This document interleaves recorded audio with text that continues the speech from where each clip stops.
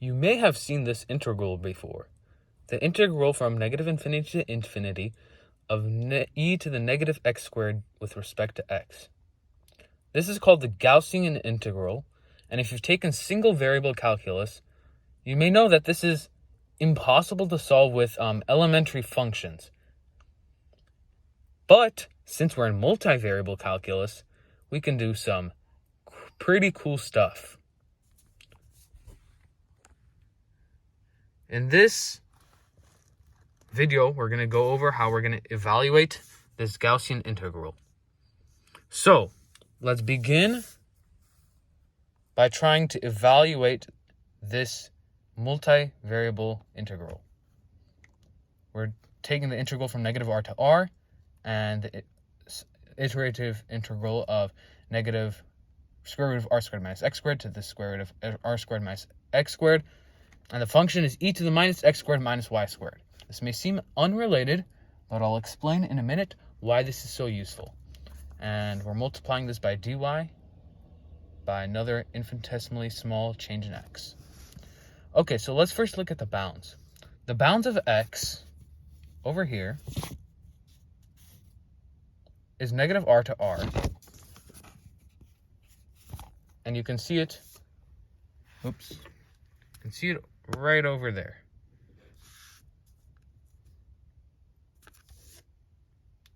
For our y bounds of integration, we're going from the square root of this whole expression up to the positive root of this expression, like is seen over here. And if we think about this in polar coordinates, right, we get a circle.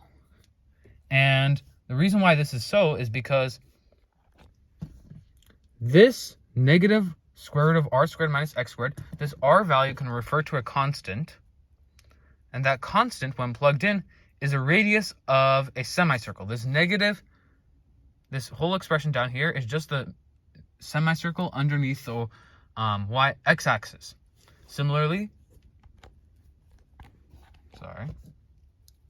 this expression up here is a semicircle above the x-axis. So when we put these together, when we take the integral from down here to up there, we get a full circle.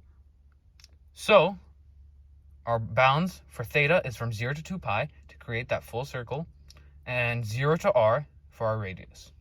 Here's a few other things we should note before moving on. X squared plus y squared equals r squared in polar coordinates, and dx dy is equal to r dr d theta. Okay.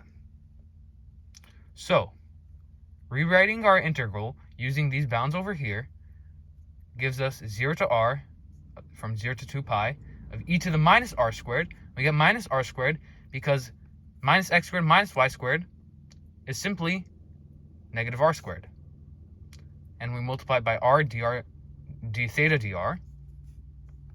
And I did d theta dr because it'll make everything easier when we first evaluate from 0 to 2 pi with respect to theta. And you can see that because when we try to evaluate this inner integral right here, everything inside here is just it just has the variable r. There's no theta. So when we take the integral, we multiply all of this by theta. Okay?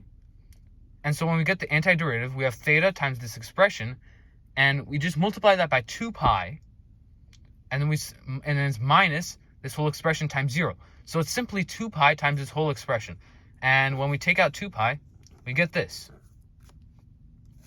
Now, for evaluating this integral, it's a pretty simple single variable integral.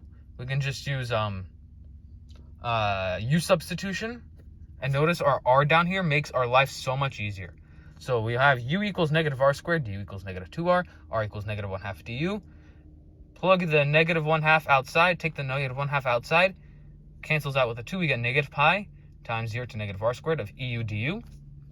And this is a pretty simple integral because the integral of e to the u is just e to the u. So we get negative pi all times e to the negative r squared minus 1. All right, great. Now, let's evaluate this integral using our generalization from step 1. Integral from 0 to infinity, of 0 to 2 pi e to the negative r squared r dr d theta.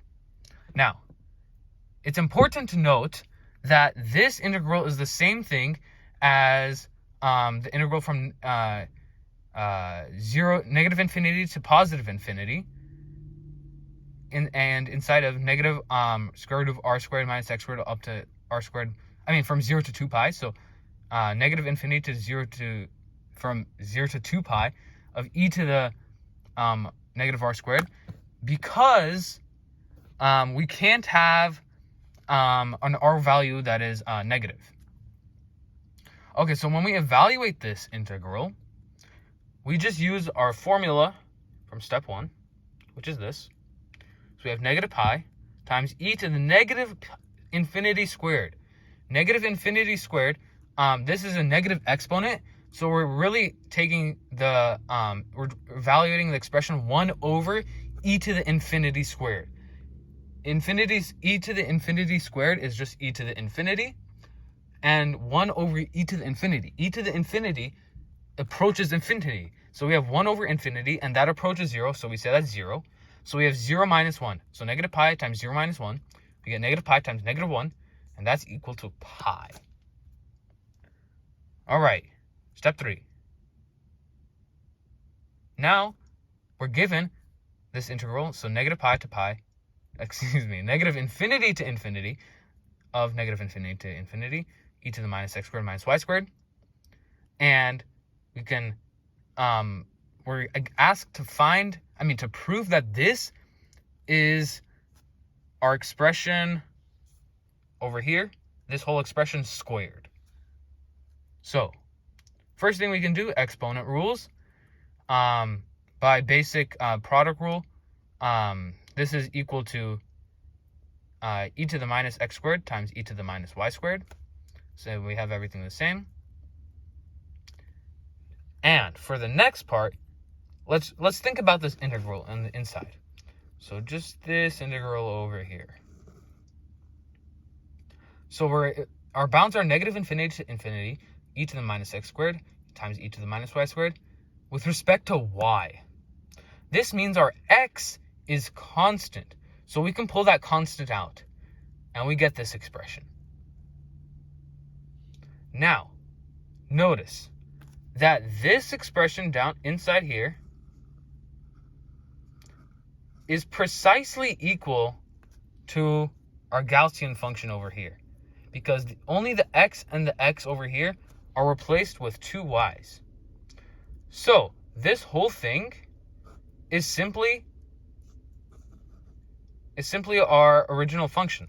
So we can kind of see how both of them are the same thing and therefore squared. So again, this function is equal to this function, and since we're multiplying them together over here, it's our original integral squared. Okay, now we have that. Let's put all of these pieces together to evaluate this tricky integral. Okay, using our result from question 3, this whole thing is equal to 0 to infinity of 0 to 2 pi e to the minus r squared. And that's because if we just convert this to polar, this is what we get. Because e to the x squared minus y squared equals r squared. And then the bounds are just the circle that we found over here in part 1. And in part 2, we found that this whole thing is equal to pi. But notice, we proved that this whole expression is equal to our Gaussian integral squared. So if we take the square root of that whole expression, we get our Gaussian integral. So if we take the square root of this entire answer, so pi, we get our Gaussian integral, which is equal to the square root of pi, and this is our final answer. Which is pretty crazy because square root of pi? So we know that this Gaussian integral is equal to the square root of pi. Thanks for watching.